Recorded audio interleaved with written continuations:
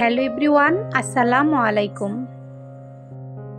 প্রথমে সবাইকে ঈদের শুভেচ্ছা জানিয়ে শুরু করছি। তো কেমন আছেন সবাই? আশা করি আল্লাহর অশেষ রহমতে বেশ ভালো আছেন। আলহামদুলিল্লাহ, আমরাও ভালো আছি।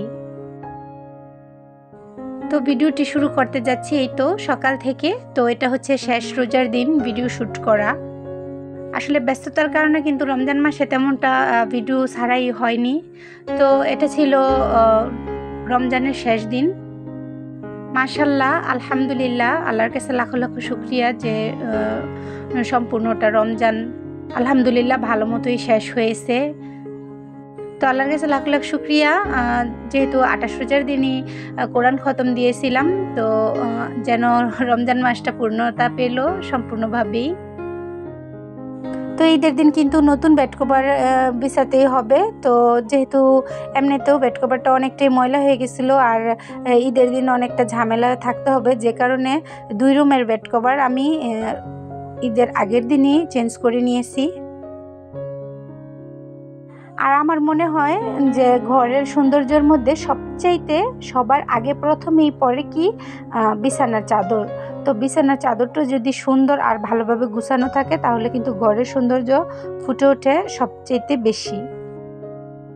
আর এদিকে এই তো আমি কিন্তু শেষ রোজার দিন সেহরির সময় খাওয়ার পর আর নামাজ পড়ে শুইনি। তো এগুলো ছিল, আমি তখনই এগুলোকে কেটে নিচ্ছিলাম। ঘরে ছিল অনেকগুলাই টমেটো, ভাবি পাঠিয়েছিল বাসা থেকে। তো অনেকটাই নষ্ট হয়ে গেছিলো, কাজের কারণে ব্যস্ততা ছিলাম অনেক। তো এগুলো আর কিছু করা হয়নি, তো অনেকটাই নষ্ট হয়ে যাচ্ছে। তো যে কারণে আমি তো এগুলোকে কেটে ভাপ দিয়ে পানি শুকিয়ে রেখে দিব ডিপে। আর যেগুলো একটু শক্ত ছিল তো এগুলোকে রেখে দেব নর্মালে খাওয়ার জন্য। তো একটু বুদ্ধি খাটিয়ে চললে কিন্তু অনেক টাকায় আয় করা যায়, আর জিনিসপত্র সহজে অপচয় হয় না। তো রমজান কিন্তু শেষ হয়ে গেছে, এর মধ্যে কিন্তু সব সবজির দাম অনেকটা বেড়েও যাবে। আর মধ্যবিত্ত ফ্যামিলির বউদের কিন্তু একটাই কাজ, যে জিনিসের অপচয় হতে দেওয়া যাবে না। আর তার সাথে যে সিজনে যেটা অল্প দামে পাওয়া যায় তা ভালো করে সংরক্ষণ করে রাখলে যখন দাম বাড়বে তখন কিন্তু তা দিয়ে চালিয়ে নেওয়া যাবে। আর এদিকে মা দিয়ে গেছিলো গরুর মাংস। তো যেহেতু আবিরের বাবা আসবে বাসায়, তো আমিও টমেটোর চাশনিটা কিন্তু লাকড়ির চুলায় রান্না করব। তো যে কারণে মাংসটাও ওইখান থেকে কষিয়ে নিয়ে আসব। আর এগুলো আমি একসাথে এখানে কেটে কুটে নিচ্ছি। এখন কিন্তু অন্ধকার, এখনও সকাল হয়নি। আর আজ কিন্তু অনেকটাই তাড়াহুড়োয় আছি, কেননা আনিফকে নিয়ে যেতে হবে মাদ্রাসায়। কারণ তার মাদ্রাসায় আজকে একটি অনুষ্ঠান আছে, মানে প্রতিযোগিতা অনুষ্ঠান। তো যাই হোক, গিয়ে দেখি কি হয়। আর আনিফ এই তো এখানে বায়না ধরেছে খাবে শিক কাবাব। তো সে কিন্তু পেঁয়াজ বা কোনো সবজি এসব জাতীয় কিছু দিলে আসলে খেতে চায় না। তো এখানে শুধু মাংস আর আলুটা দিয়ে ঘরোয়াভাবে আমি অনেক সহজভাবে আর অল্প উপকরণে এই শিক কাবাবগুলো তৈরি করে নিয়েছি। আর এই তো অফ ক্যামেরাতে আমি কিন্তু রান্নাটাও খুব তাড়াহুড়ো করে সেরে নিয়েছি। তো যেহেতু এখানে কোরআনের প্রতিযোগিতা, তো কোরআন নিয়ে কথা আর কোরআন তিলাওয়াত এগুলোই হবে। তো যে কারণে আর আমি ভয়েসটা দিতে চাচ্ছি না। তো সবাই ভালো থাকবেন, সুস্থ থাকবেন, আল্লাহ হাফেজ।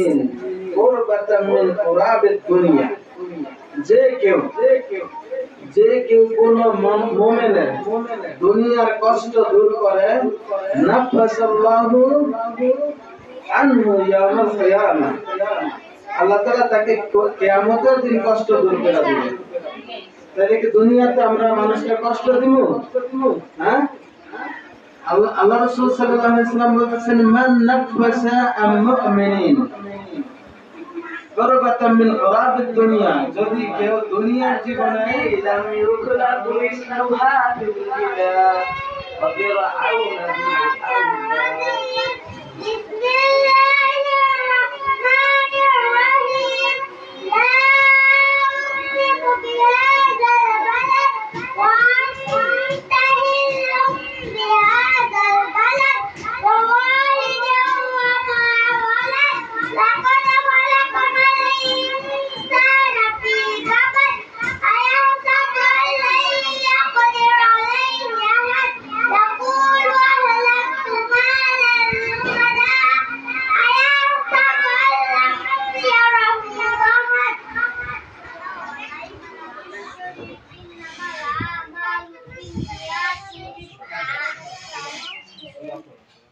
আসসালামু আলাইকুম।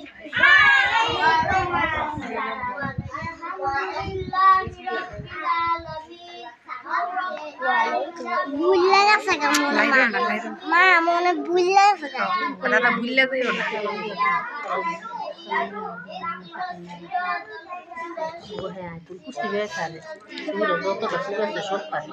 মাশাআল্লাহ।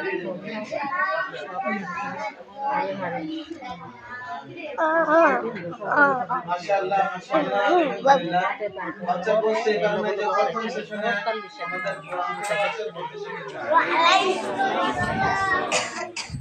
Husain Afsar